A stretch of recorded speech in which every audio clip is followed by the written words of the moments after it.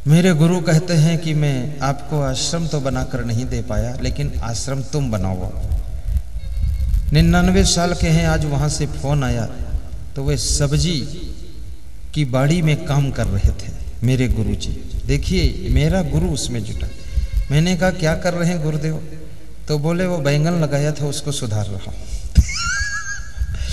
तो मैंने कहा क्यों सुधारते हो? तो बोले इसलिए सुधारता हूं ताकि बीमार ना हूं।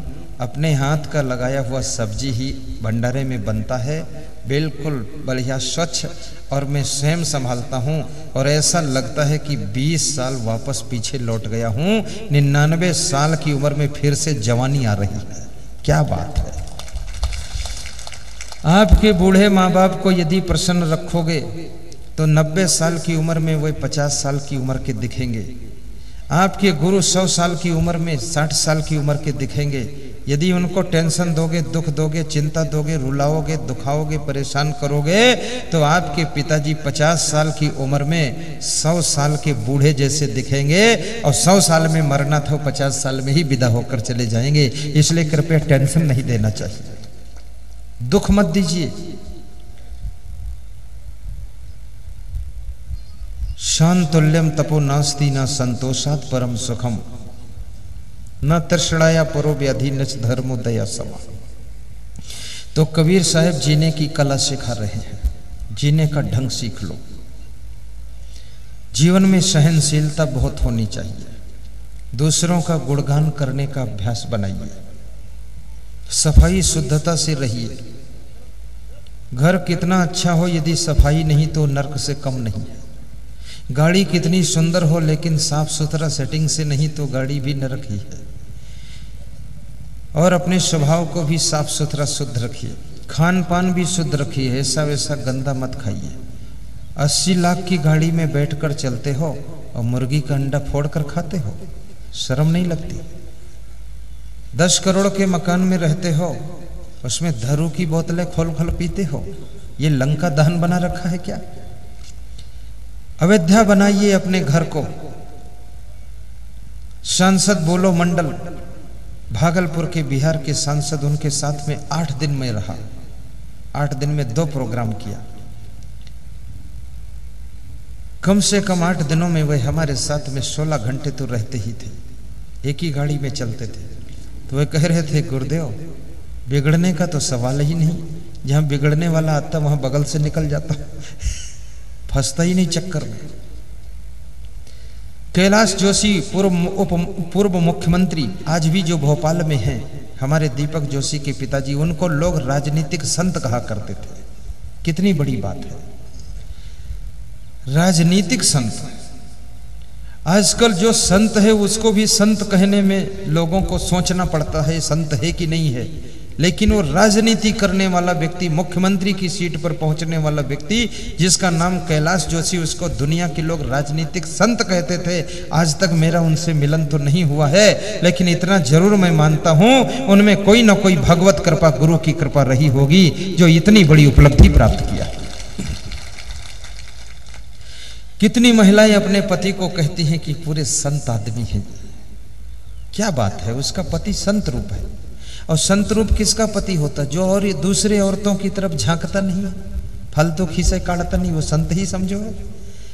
और कितनी स्त्रियों को ऐसा पति मिला है, उसका कोई ठिकाना ही नहीं है, भैंस की तरफ भी देख रहा है। चंचल दास दारू न मिले तो नाली का पानी पी लेता है, कहता हर हर नर्मदे, इसी में कुछ नशा चढ़ जाए। ये कोई जिंदगी है? जिस लड़की ने तुम्हारे प्रेम में पड़ करके तुम्हारे साथ विवाह करने के लिए, तुमको प्राप्त करने के लिए अपने माँ बाप, भाई बहन, सखी सहेली, गांव जिला को छोड़ दिया है, कम से कम उस अपनी पत्नी के लिए तुम अपनी बुराइयों को छोड़ दीजिए। ये बहुत बड़ा तुम्हारा त्याग होगा और इसी से उसको प्रसन्नता की प्राप्ति होगी।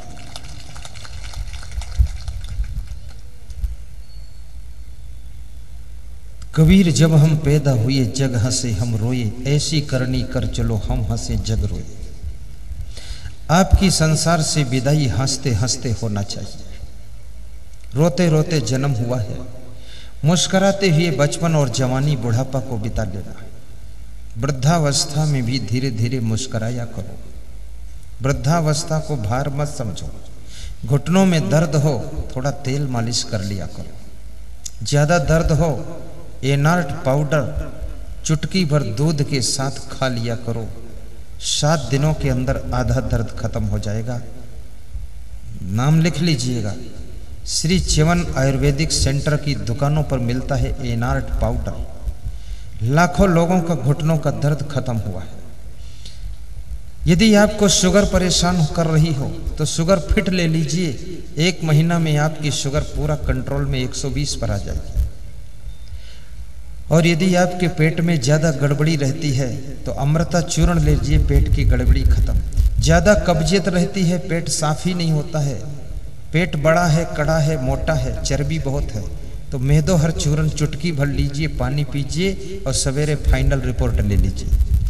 बहुत अच्छे फायदेमंद दवाई। लेकिन ये केवल च्यवन ऋषि जो बड़े श्रेष्ठ ऋषि हुए हैं, जिन्होंने च्यवनप्राश बनाया है, उनका च्यवनप्राश भी बहुत मशहूर है।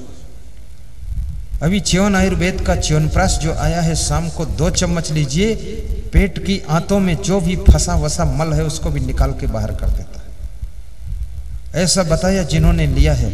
शायद इस च्यवन आयुर्वेद की दुकान यहाँ आई हो तो देख लेना। ये दवाइयों का आयुर्वेदिक प्रयोग कर लीजिए। और सुबह सुबह सलाद खाइए आप, कम से कम 300 ग्राम 400 ग्राम सलाद, जिसमें मूली है, गाजर है, सलजम है, चुकंदर है, टमाटर है। ये सब छोटा छोटा टुकड़ा काटिए, नमक मिलाइए, छोटा हरी मिर्च काट करके डालिए और बैठ करके चाव भाव से खाइए मुस्कुरा कर। उसके 2 घंटे बाद तक कुछ मत खाइए। उसके बाद जो खाना है आपको भोजन कीजिए। देखिए आपका पेट 12 घंटे में ठीक हो जाएगा। दुगनी भूख लगेगी, गहरी नींद आएगी और पेट की सारी गड़बड़ियां खत्म हो जाएंगी। ये मुफ्त का इलाज बता दिया हूँ, लेकिन सुबह सुबह प्रयोग करना, शाम को मत प्रयोग करना, अन्यथा बीमारी दुगनी बढ़ जाएगी। तब फिर शिकायत मत करना। और इसका प्रयोग रोज मत करना। 3 दिन करना तो 3 दिन बंद भी कर देना, क्योंकि आते किसी आदत को पकड़ने न पाए। स्वास्थ्य आपका ध्यान रखना जरूरी है। स्वस्थ रहोगे तो थोड़ा मस्त रहोगे। मन ठीक रहेगा तो समझ लो जिंदगी पूरी ठीक रहेगी। शरीर ठीक रहेगा तो शरीर की तरफ से आप निश्चिंत हो जाओगे। हंसने से 160 बीमारियां शरीर की खत्म होती हैं। वो आदमी ज्यों ज्यों जवान होता, उम्र बढ़ती त्यों त्यों उसका हंसना बंद होता चला जाता है। इसलिए बुढ़ापे में अगर दांत मुंह में नहीं है तो भी मुंह खोल करके हा हा हा हा हंसा करिए। आपने घोड़े को देखा होगा, घोड़ा जब दौड़ता है पीठ पर किसी सवारी को लेकर के तो बीच बीच हंसता है और ही करता ही।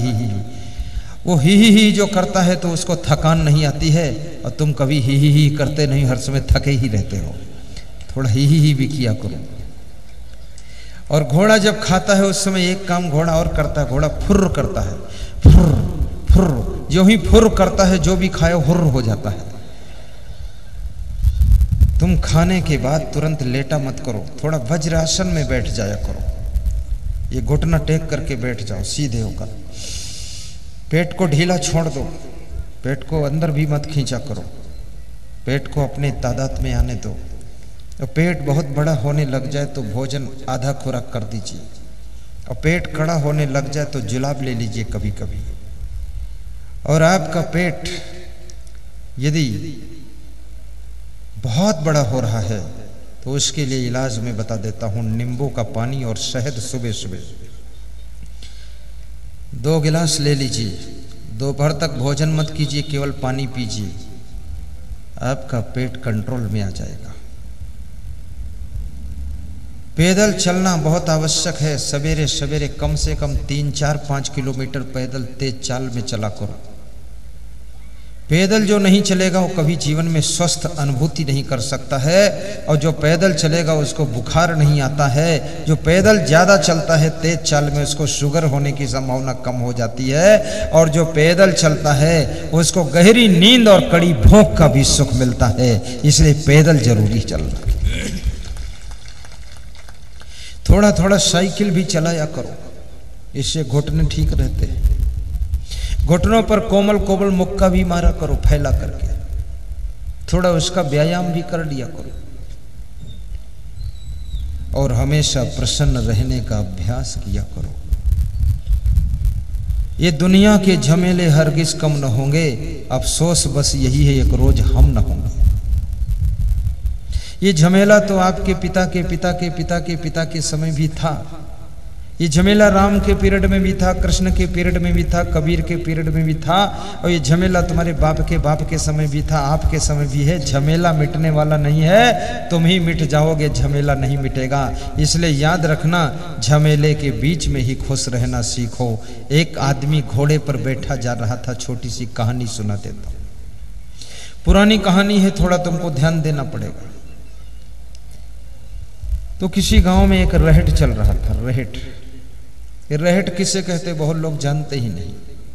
रहट का मतलब होता है एक कोल्हू जैसा होता था, उसमें बैल घूमते रहते थे, तो उसकी गरारी घूमती थी, जिससे कि डिब्बा जैसे होते थे, उनमें कुआं से पानी भरकर ऊपर आता था, तो नाली में गिरता था, तो खेत की सिंचाई की जाती थी, उसको रहट कहते थे। रहट चल रहा था, नाली में पानी बह रहा था, घुड़सवार आता है और घोड़े की पीठ पर बैठे बैठे घोड़े को पानी पिलाना चाहता नाली में। तो रहट में आवाज हो रही थी चरखी की, चूं चूं चूं चूं बोल रही थी। तो घुड़सवार ने किसान को डांटा कि रहट बंद करो, आवाज हो रही है, घोड़ा मेरा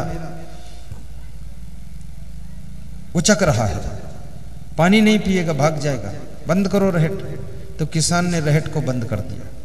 जब रहट बंद हुआ, नाली में पानी बंद हो गया। जब पानी बंद हुआ तो घोड़ा पानी क्या पिएगा। तो फिर घुड़सवार ने कहा, रहट चालू करो, पानी नहीं आ रहा है। तो फिर रहट चालू किया उसने, तो फिर पानी आ गया। घोड़ा पीने गया तो चूं चूं चूं चूं की आवाज हो रही थी। तो घोड़ा उचक कर भाग कर दूर खड़ा, बोले रहट बंद करो तुम। तो फिर बंद कर दिया। तो घोड़े को पिलाने गया तो नाली में पानी नहीं। अरे बोले फिर चालू करो, फिर चालू किया, फिर आवाज, तो घोड़ा भागा। तो किसान जोर से बोला, श्रीमान घोड़े की पीठ से उतरो, लगाम पकड़कर पिलाओ, जब तक ये रहट चलेगा चूं चूं चूं चूं की आवाज होगी, तभी तक पानी निकलेगा, और जब रहट चलना बंद होगा, आवाज बंद होगी, पानी भी बंद हो जाएगा। याद रखना, जब तक जिंदगी है, ये दुनिया के झमेले की चूं चूं की आवाज तो होती ही रहेगी। इसी बीच में भक्ति की गंगा का पानी निकालिए और पीजिए।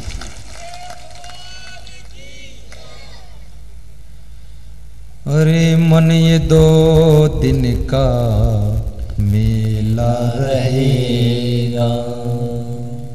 गा दूं, पूरा गा दूं, थोड़ा गा दूं, कि जितनी इच्छा उतना गा दूं, कि कुछ उधार कर दूं, कल गा दूं, समय पर विराम भी ले लूंगा। अरे मन ये 2 दिन का मेला रहेगा। 2 दिन का मेला है। एक दिन तो तब मेला लगता है जब तुम्हारी शादी होती है, उस समय मेला लग जाता है। और दूसरा तब मेला लगता है जब दुनिया से तुम्हारी विदाई होती है। तुम मर जाते हो ना, तो 2-4 हजार लोग दफन करने आ जाते हैं, और मरने के बाद तो दुश्मन लोग भी दफन करने आते हैं, और दया भाव से कहते आदमी अच्छा था, चलो अब मर गया कोई बात नहीं। मन में तो बहुत पहले से हो रहा था मर जाए तो अच्छा लेकिन अजर अमर अविनाशी था, 20 साल बाद मरा।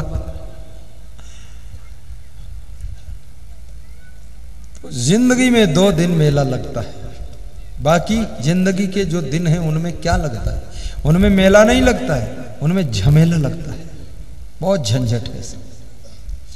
गृह कारज नाना जंजाला, ते अति दुर्गम शैल विशाला। गृह कारज नाना जंजाला, ते अति दुर्गम शैल विशाला। गृहस्थी के कार्यों में नाना जंजाल, बहुत झमेला है। मोह सकल व्याधिन कर मूला, जहिते पुण्य उपजय बहुसूला। मोह सकल व्याधिन कर मूला, जहिते पुण्य उपजय बहुसूला। दुनिया के झमेले हरगिज कम न होंगे, अफसोस बस यही है एक रोज हम न हो। और याद रखना, कांटों की राह पर भी मुस्कुराते हुए चलने की कला सीख लेना। मुर्दा के जीवन में कोई समस्या नहीं होती है, जिनके जीवन में समस्या होती है वे जिंदा ही होते हैं। यदि तुमको समस्याओं ने घेरा है तो समझ लो तुम अभी जिंदा हो। अगर समस्याएं बिल्कुल नहीं रह गई हैं तो समझो मर चुके हो। इसलिए समस्याओं से घबराया ना करो। और ये स्वर्ग में इतनी जो भीड़ इकट्ठी हो रही है, ये लोग जब तक घर में रहे तो घर में नरक बनाया, ऑफिस में नरक बनाया, गाड़ी में नरक बनाया, जहां पहुंचे वहां नरक बनाया। ये नरक बनाने वाले लोग सब स्वर्गी हो गए, स्वर्ग में पहुंचे होंगे तो ये पक्का है कि स्वर्ग को भी नरक जरूर बना दिया होगा इन्होंने।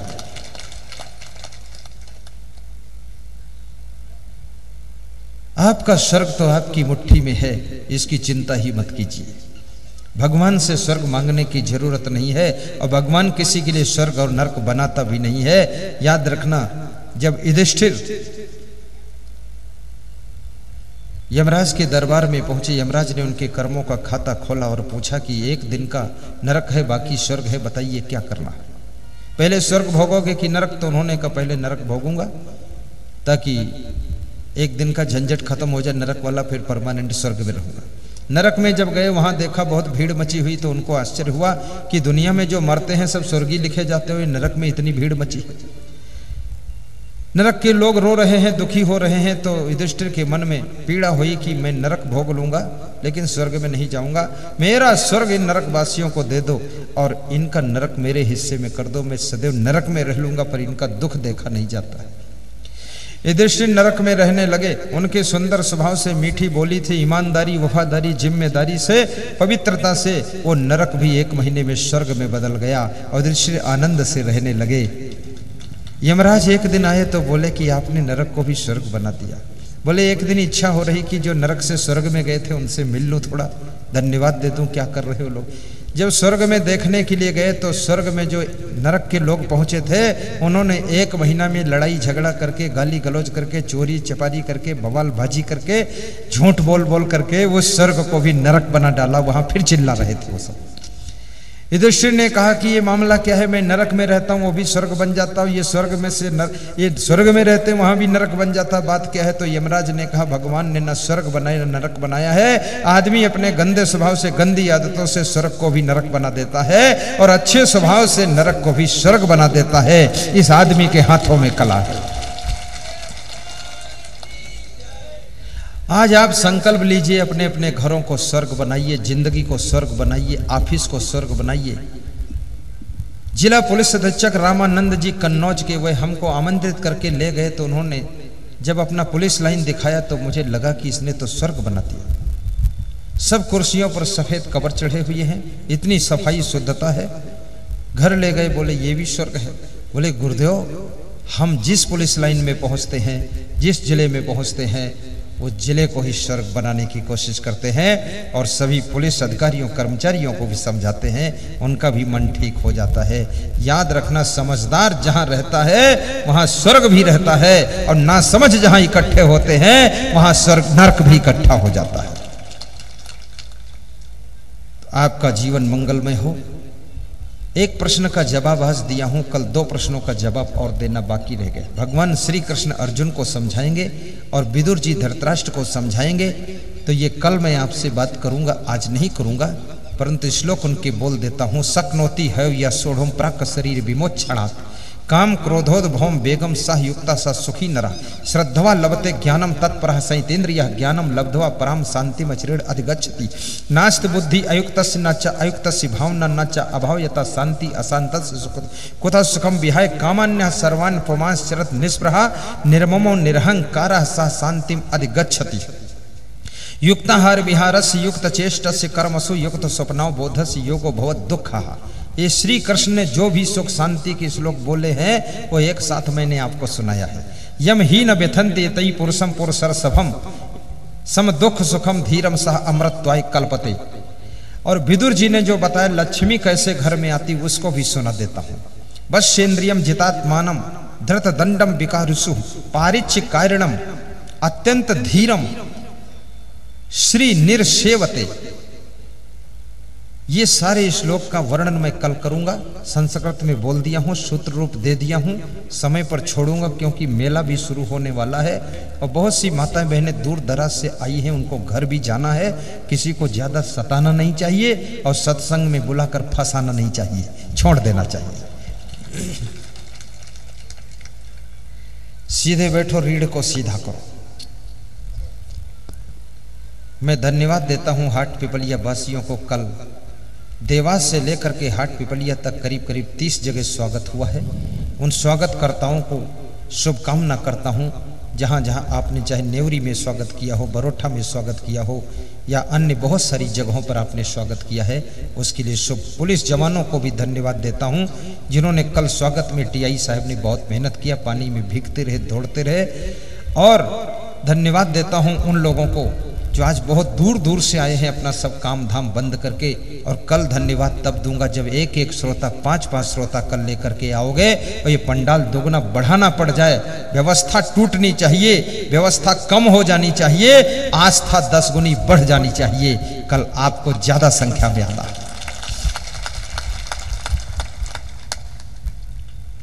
उनको भी धन्यवाद देता हूं जो लोगों ने मेरा प्रोग्राम करा चुके हैं, जैसे कमल मीणा जी बरोठा वाले, ये मेरा कार्यक्रम कर चुके हैं रतेड़ी में, विंध्याचल पर्वत पर। खड़े हो ना, ये नगर सेना में सर्विस करते, ये देखो खड़े, बैठिए। खोखरिया में पाटीदार परिवार ने, खोखरिया वालों ने मेरा प्रोग्राम कराया था, उनको भी आशीर्वाद है। अब मैं मंत्र बोलूंगा सत्संग विसर्जन का, और कैलाश जोशी को आप लोग धन्यवाद देना। आर्टिस्ट विजय कोनाशिया डिगोद वाले, ये मेरा फोटो तत्काल बना करके ताजा लाई है। ये चित्र गुरु जी का बना दिया है, कमाल है। जब मैं ना हूं तो मेरा चित्र बना दे तो दर्शन कर लिया करो, बहुत अच्छा। कहाँ है ये बच्चा खड़ा, देखो छोटा सा ये बच्चा, ये है कलाकार। हाथ जोड़ो, जोर से ऊंचे हाथ जोड़ो। हाँ,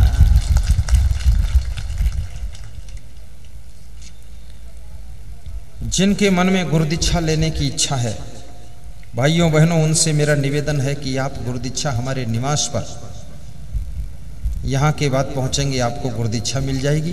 और कल भी आपको गुरुदीक्षा मिल जाएगी सवेरे 9 बजे 10 बजे के करीब। गुरु बनाना चाहिए, शिष्य बनना चाहिए, मंत्र सुनना चाहिए। राम कृष्ण से को बड़ा उन्हों तो गुरु कीन, 3 लोक के वैधनी गुरु आगे आधीन। यदि किसी गृहस्थ व्यक्ति को गुरु आपने बनाया है तो समझ लो तुमको गुरु वशिष्ठ मिल गए हैं। लेकिन अब ब्रह्मचारी विरक्त व्यक्ति को गुरु बनाइए तो आपको गुरु विश्वामित्र समझो मिल गए हैं। भगवान राम के वशिष्ठ जी गुरु थे और विश्वामित्र जी सदगुरु थे और दत्तात्रेय के 24 गुरु थे। और तुम्हारे कोई गुरु नहीं, तुम्हारा मन ही गुरु बना घूम रहा है। तुम भी गुरु को चुनो और अपने जीवन को धन्य बनाओ। जिंदगी ऐसी बना जिंदा रहे दिल साध तू न हो दुनिया में तो दुनिया को आए याद तू, दुनिया को आए याद तू। आज बाबा साहेब दुनिया में नहीं हैं, लेकिन उनको हम सब याद कर रहे हैं। और अभी युधिष्ठिर का प्रसंग हमारे शिक्षा मंत्री जी ने याद किया था कि यक्ष ने प्रश्न पूछा था पांडवों से कि दुनिया में सबसे बड़ा आश्चर्य क्या है। अर्जुन भीम नकुल सहदेव उत्तर नहीं दे सके क्योंकि वे धर्मशास्त्र पढ़ते नहीं थे ज्यादा। लेकिन युधिष्ठिर को धर्मराज ही कहा जाता है, धर्म के मर्मज्ञ थे। और बिना उत्तर दिए जबरदस्ती पानी भरने की कोशिश किया तो यक्ष ने उनको अपने भीतर छिपा लिया। फिर लास्ट में युधिष्ठिर गए तो उनसे भी वही प्रश्न पूछा, सावधान पानी मत भरो, खतरा हो सकता है, पहले प्रश्न का उत्तर दो। मुझे लगा दीपक जोशी ने अध्ययन भी बहुत किया है, इसको याद कहां से प्रसंग ढूंढ कर लाए। हाँ, तो इस दुनिया का सबसे बड़ा आश्चर्य क्या है। युधिष्ठिर जैसे व्यक्ति के लिए इस तरह के प्रश्न तो चुटकी बजाते ही जवाब आता था। युधिष्ठिर कहते हैं यच्छ अहन्य भूतानि गच्छन्ति ही यमालयम शेषः स्थितुमिच्छन्ति किम आश्चर्यमतः परम। एक एक करके सभी प्राणी संसार से मर मर करके विदा हो रहे हैं, लेकिन शेष बचे हुए लोग दुनिया में परमानेंट सदैव रहने की कामना कर रहे हैं। इससे बड़ा कोई आश्चर्य नहीं है। ये मृत्युलोक है। किसी का बाप मर जाता है तो खूब रोता है, और किसी का बाप नालायक है, वो जिंदा रहता है तो उसका बेटा रोता है, भगवान से प्रार्थना करता है तेरे दरबार में क्या जगह की कमी है, मेरे बाप को जल्दी ले जा। इतना ये दारू पीता है। जब तुम बहुत ज्यादा गलत करने लग जाते हो तो तुम्हारे घर कुटुंब के लोग भी तुम्हारे मरने की अशुभ कामना करने लग जाते हैं। किसी को बेहद सताने लग जाते हो तो लोग सोचने लग जाते हैं कि अब कोई उपाय नहीं है इस दुष्ट से बचने का, अब ये मर जाता तो अच्छा था। भगवान का ध्यान करते हैं तुम्हारे मरने के लिए, प्रसाद भी चढ़ाते हैं तुम्हारे मरने के लिए। कितने लोग मेरे पास आते हैं, बोलते हैं सब कामना पूरी हो गई, एक बची है वो भी हो जाए। तो मैं सोचता हूँ कोई के मरने कामना तो नहीं रख के आया। इसलिए बहुत अच्छा करना चाहिए। धन्यवाद। तुलसीदास की रामायण, श्री कृष्ण की गीता, कबीर साहिब की बीजक, नीतिकारों की नीति शास्त्र ग्रंथ, भागवतकार की भागवत शास्त्र हमारे जीवन को सतत संदेश दे रही है। कल मैंने प्रश्न रखा था जिंदगी कैसे जीना चाहिए, ये संत कबीर से पूछा गया था और इसका उत्तर हमने कल दिया भी था कि कबीर जब हम पैदा हुए जग हंसे हम रोए, ऐसी करनी कर चलो हम हंसे जग रोए, हम हंसे जग रोए। जन्म तो रोते रोते हुआ है, लेकिन बचपन, जवानी और बुढ़ापा मुस्कराते हुए हंसते हुए व्यतीत होना चाहिए। और इस दुनिया से तुम्हारी विदाई हो तो हंसते हंसते विदाई हो जाए।